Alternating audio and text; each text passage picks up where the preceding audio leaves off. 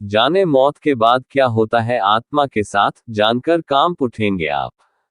इंसान की मौत हो जाती है लेकिन कहते हैं कि आत्मा अमर रहती है, वो नहीं मरती। ऐसा क्यों होता है, इसके पीछे एक चौंकाने वाला सच है, जानिए। गरुड़ पुराण प्रमुख हिंदू धर्म ग्रंथों में से एक है।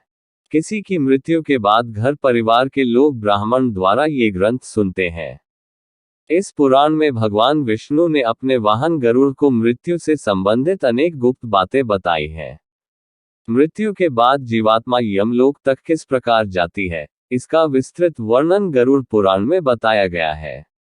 आज हम आपको गरुड़ पुराण में लिखी कुछ ऐसी ही खास व रोचक बातें बता रहे हैं। 1. गरुड़ पुराण के अनुसार जिस मनुष्य की मृत्यु होने वाली होती है, वह बोलना चाहता है लेकिन बोल नहीं पाता।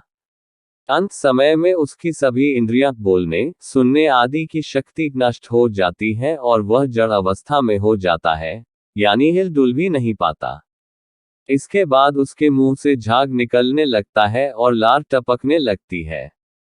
उस समय दो यमदूत आते हैं। उनका चेहरा बहुत भयानक होता है, नाखून ही उनके शस्त्र होते हैं। उनकी आंखें बड़ी बड़ी होती हैं। उनके हाथ में दंड रहता है। यमराज के दूतों को देखकर प्राणी भयभीत होकर मल मूत्र त्याग करने लग जाता है। उस समय शरीर से अंगुष्ठ मात्र अंगूठे के बराबर जीव हाहा शब्द करता हुआ निकलता है, जिसे यमदूत पकड़ लेते हैं। 2. यमराज के दूत उस शरीर को पकड़कर उसी समय यमलोक ले जाते हैं, जैसे राजा के सैनिक अपराध करने वाले को पकड़कर ले जाते हैं। उस पापी जीवात्मा को रास्ते में थकने पर भी यमराज के दूत डराते हैं और उसे नरक में मिलने वाले दुखों के बारे में बार बार बताते हैं। यमदूतों की ऐसी भयानक बातें सुनकर पापात्मा जोर जोर से रोने लगती है, किंतु यमदूत उस पर बिल्कुल भी दया नहीं करते। 3. इसके बाद वह अंगूठे के बराबर शरीर यमदूतों से डरता और कांपता हुआ, कुत्तों के काटने से दुखी हो, अपने पापों को याद करते हुए चलता है। आग की तरह गर्म हवा तथा गर्म बालू पर वह जीव चल नहीं पाता है और वह भूख प्यास से तड़पता है। तब यमदूत उसकी पीठ पर चाबुक मारते हुए उसे आगे ले जाते हैं। वह जीव जगह जगह गिरता है और बेहोश हो जाता है। फिर उठकर चलने लगता है। इस प्रकार यमदूत जीवात्मा को अंधकार वाले रास्ते से यमलोक ले जाते हैं। 4. गरुड़ पुराण के अनुसार यमलोक 99,000 योजन वैदिक काल की लंबाई मापने की इकाई है। एक योजन बराबर होता है 4 कोस यानी 13-16 की मील है। वहां यमदूत पापी जीव को थोड़ी ही देर में ले जाते हैं। इसके बाद यमदूत उसे सजा देते हैं। इसके बाद वह जीवात्मा यमराज की आज्ञा से यमदूतों के साथ फिर से अपने घर आती है। 5. घर आकर वह जीवात्मा अपने शरीर में पुनः प्रवेश करने की इच्छा करती है, परंतु यमदूत के बंधन से वह मुक्त नहीं हो पाती और भूख प्यास के कारण रोती है। पुत्र आदि जो पिंड और अंत समय में दान करते हैं, उससे भी प्राणी को तृप्ति नहीं होती, क्योंकि पापी लोग को दान श्रद्धांजलि द्वारा तृप्ति नहीं मिलती। इस प्रकार भूख प्यास से युक्त होकर वह जीव यमलोक जाता है।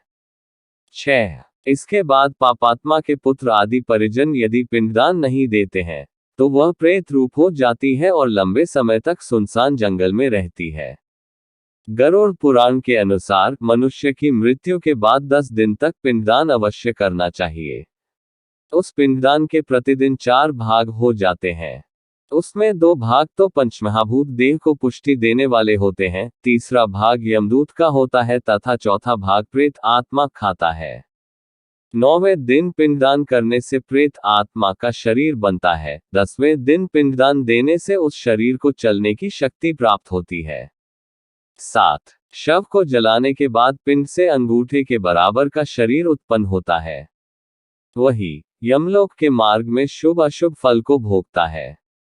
पहले दिन पिंडदान से मूर्धात सिर, दूसरे दिन से गर्दन और कंधे, तीसरे दिन से हृदय, चौथे दिन के पिंड से पीठ, 5वें दिन से नाभि, छठे और 7वें दिन से कमर और नीचे का भाग, 8वें दिन से पैर, 9वें और 10वें दिन से भूख प्यास आदि उत्पन्न होती है।